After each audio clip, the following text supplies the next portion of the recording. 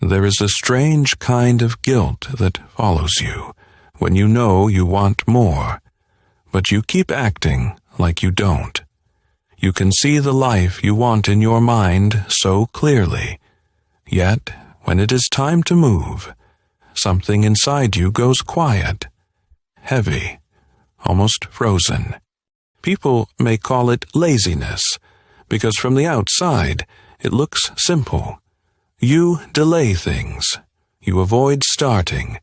You say you will do it tomorrow, then tomorrow arrives with the same invisible weight sitting on your chest. But deep down, it does not feel like you have no ambition. It feels more confusing than that. You care too much and still do too little, which makes you question yourself in a way that slowly eats at your confidence. You might spend hours thinking about what you want to build, who you want to become, how different your life could be if you finally became consistent.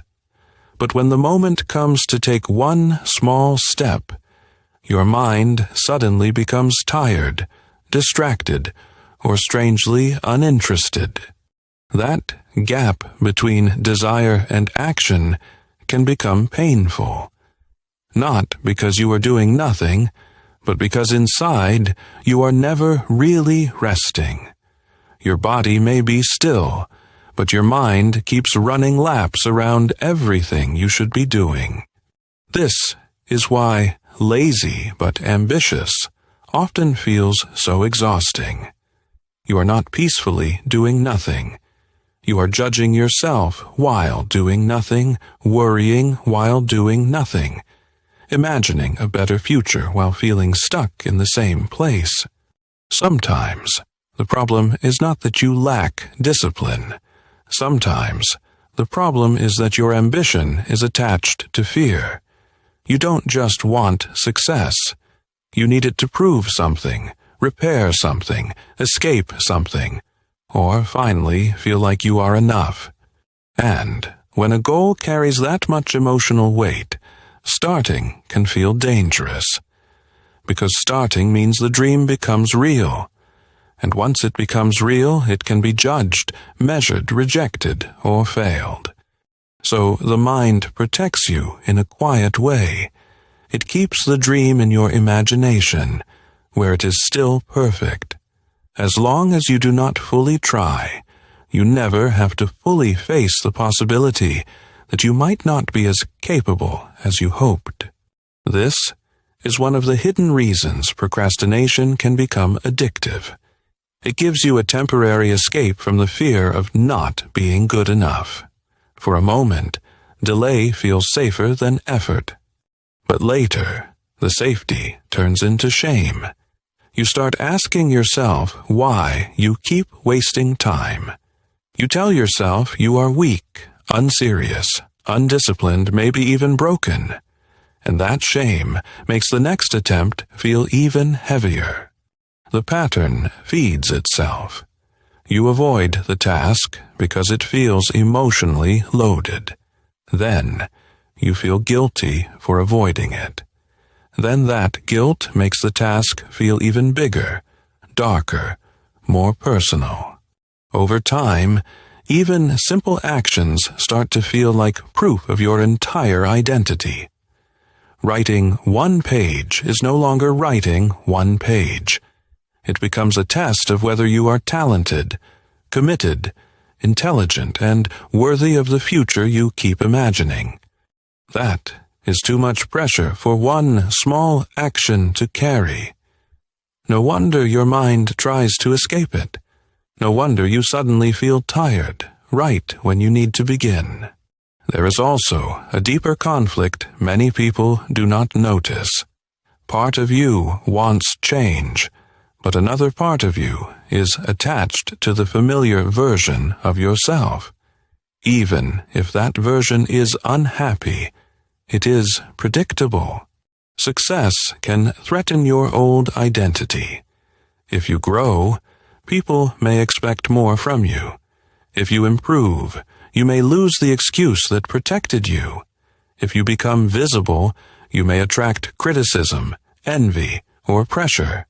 So your mind can desire progress and resist it at the same time. That does not mean your ambition is fake.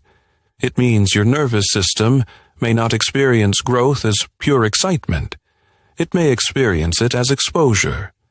This is why pushing harder does not always work. If the deeper fear is being seen, judged, or disappointed, then forcing yourself with anger only adds more threat. You might move for a day or two, but eventually the same inner resistance returns. And then you start believing you are the problem.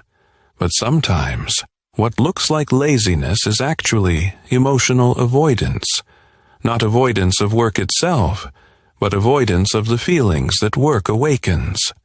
The fear of starting, the fear of being average, the fear of trying and still not changing, the fear that your best effort might not be enough. A strange thing happens when you understand this. You stop seeing action as a dramatic transformation, and you start seeing it as a way to build trust with yourself. Not through huge promises, but through small moments where you prove that effort does not have to be terrifying. You do not need to wait until you feel inspired, confident, or completely ready. That version of you may never arrive first. Sometimes readiness appears after movement and not before it. The goal is not to become a machine. It is to stop turning every task into a verdict about your worth. Some days, doing a little without emotional drama is more powerful than planning a perfect comeback in your head. Because ambition without self-trust becomes pressure, and pressure without self-trust becomes avoidance. The way out is not hating yourself into action, but making action feel safe enough to repeat. You may not be lazy in the way you think. You may be carrying a future so heavily that every step toward it feels like walking into a room where your whole life will be judged. But life does not usually change through one heroic moment. It changes when you stop treating your dreams like evidence in a trial against yourself.